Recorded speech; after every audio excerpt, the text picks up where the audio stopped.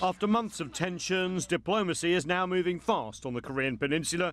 A day after Washington agreed to suspend military exercises for the duration of the Winter Olympics, Pyongyang agreed to talks with Seoul next week. A development welcomed by China. China welcomes and supports the recent positive moves by the DPRK and ROK to mend bilateral relations. We also hope the international community can support these moves and work together to find an efficient path to ease tension, enhance mutual trust, and resume dialogue.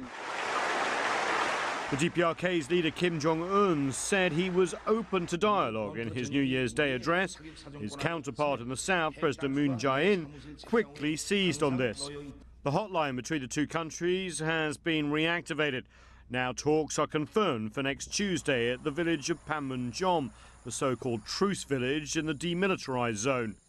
This first high-level dialogue between the two Korean states in over 2 years will ostensibly focus on whether the DPRK will send athletes to next month's Winter Olympic Games being hosted by Seoul, but also on the agenda, how to improve North-South relations. Hopes are that this new constructive climate could lead to substantive talks on the DPRK's nuclear and ballistic missile programs.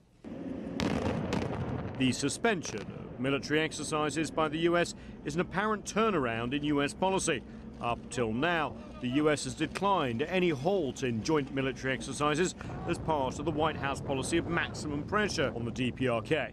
The US is now agreeing to a pause, saying the impending talks show the US policy of sanctions and pressure is working.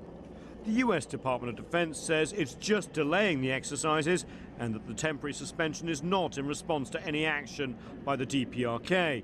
The White House says the pause is meant to focus the energy and manpower on Olympic security.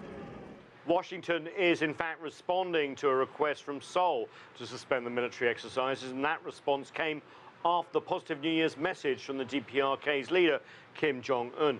And of course, any resistance from Washington to Seoul's approach could have done further damage to the alliance between the US and the Republic of Korea. For now, the US is going along.